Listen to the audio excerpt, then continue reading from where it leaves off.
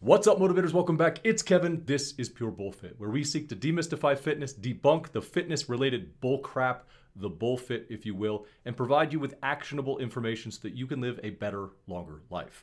And today, I'm here to tell you why your fitness standards, your strength standards specifically, are stupid.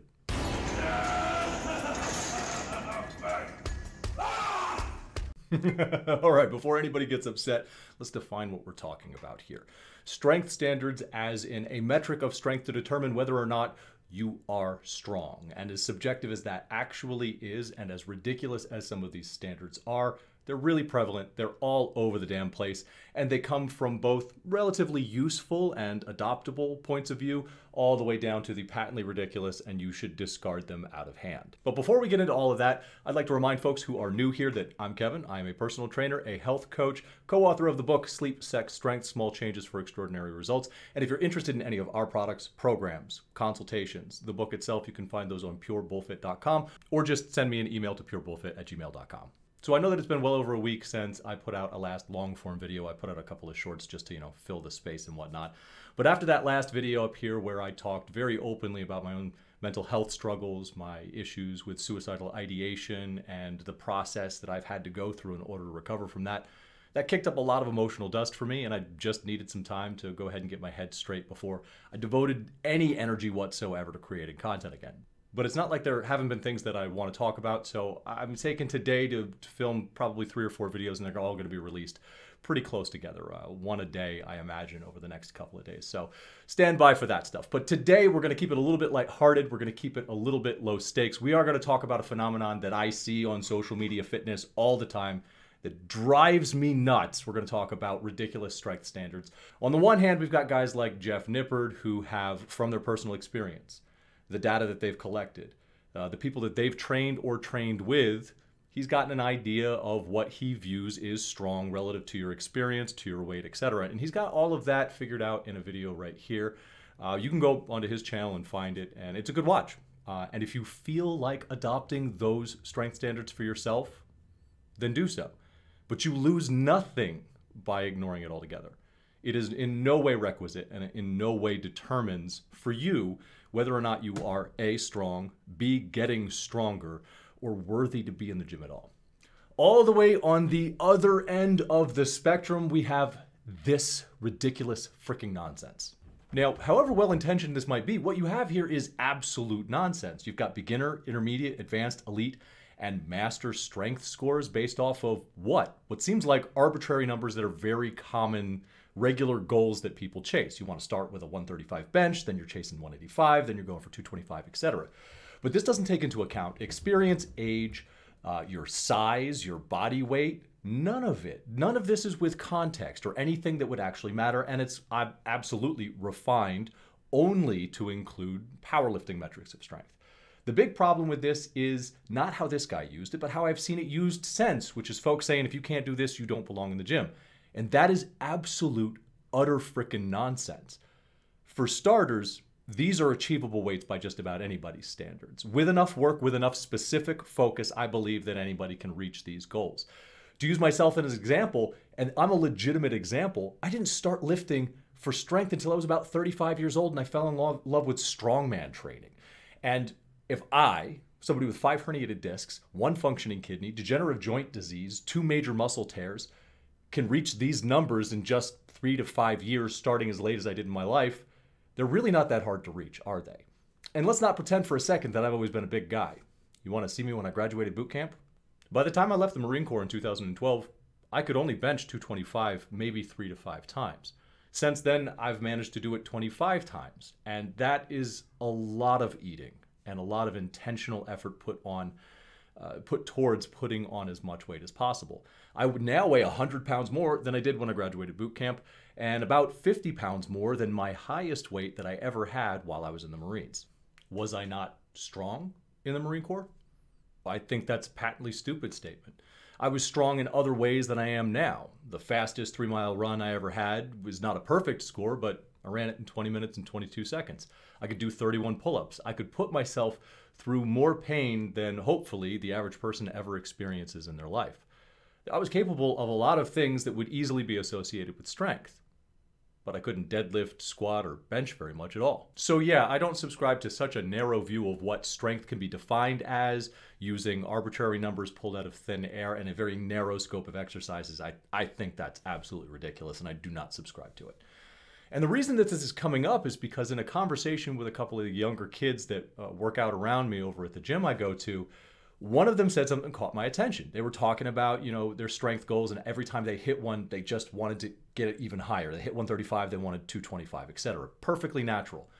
But one of them said to me, I want to be able to make sure that I'm actually strong. I want to be able to make sure that my pull-up weight is the same as my bench press. And that made no sense to me. So I asked for clarification, and he said, you should be able to do a weighted pull-up between your body weight and plates and hit the same number that you can for your bench press, or you're not actually strong, you're not actually fit. What? That's right, he had read this on Reddit or some other social media site, and it had led him to believe that if he did not have an equal ability to produce force through these different movements, as if it had some sort of binary relationship, that he was actively investing in imbalance, unhealth, and he was not truly strong. As if these movements did not use entirely different groups of muscles, have different ranges of motion, didn't apply different levels of stress to the moment arms, to your limbs, as if one wasn't an open chain kinetic exercise and the other wasn't a closed kinetic chain exercise. And oh, shit, I forgot. According to a plant-based commentary channel, I are dumb and I don't know how to use these words. So let me try this again. Push, pull, different. No, makes sense.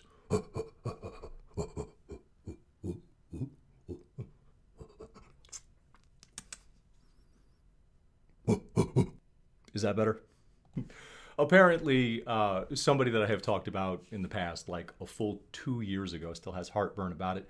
And they jumped on the opportunity to critique my motivations for making a video review on Turkesterone. I'm not going to wade into this. I have a feeling that since that channel survives on drama, that what they're looking for is some engagement. And that's not the kind of thing that we do anymore. I said that in the comeback video, and I mean it. We're going to attack ideas, not people. But if you do want to know more about it, this unexpected video from Greg Doucette, where I feel he is predominantly defending, his product, does cover the fine points of what a certain plant-based commentary channel had to say about me. So if you're curious, you can go watch that, but I'm not trying to turn that into dollars. And I strongly suspect that the only reason that he makes videos the way that he does is because it's profitable. And I absolutely know that it's profitable. I see how much money I have left on the table from not making this kind of content anymore. But back to the topic at hand, I let this young man that I was talking to know immediately that that was an absolutely nonsense metric for strength. And then I immediately tried it. I know that might sound counterintuitive, but after it was presented to me, I had to know, am I strong or not? Or am I suffering from some catastrophic imbalance that will ruin my life? Inquiring minds want to know. So we found out. And what you can see here is that I started with my body weight and I slowly added weight. I added 10 pounds, one 15-pound jump when I went from the 30-pound increase to the 45-pound plate. But mostly just 10-pound increase until I could no longer complete a pull-up. And I got an additional 75 pounds. With my weight in my clothes and well fed at 275 pounds, that was 350 total pounds. And we encountered our first problem. You see, I absolutely know I can bench press more than 350 pounds. I already know I'm not strong. But we started this test, so I decided I was going to finish it. I moved over to the bench press and I started matching weight for weight on each of the repetitions that I'd done. And I got screwed up in there somewhere. I ended up being 5 pounds off, so my last match for match was 345 instead of 350. But I already knew that I was going to be able to hit that weight, so I didn't think about it too hard, and I haven't worried about it that much. I jumped up to 365. Then 375, 385, 395, and that's where I paused for a moment because I had predominantly been doing pause reps for the previous aforementioned Turkesterone project, and I hadn't been doing touch and go. Now, obviously, my touch and go is going to be a little bit stronger than my pause reps, and that in fact is true. So I wasn't surprised that I hit 395 as easily as I did. But I had made a promise to myself previously that I would not be attempting 405 again until I could get 315 pounds per reps. I quickly abandoned that. I went for it.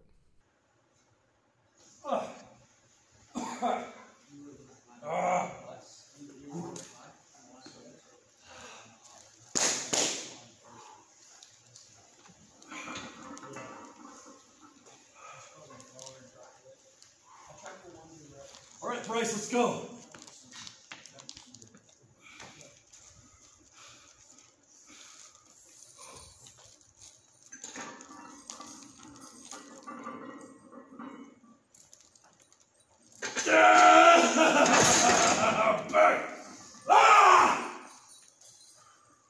And I got it. And I'm very happy about it still, right?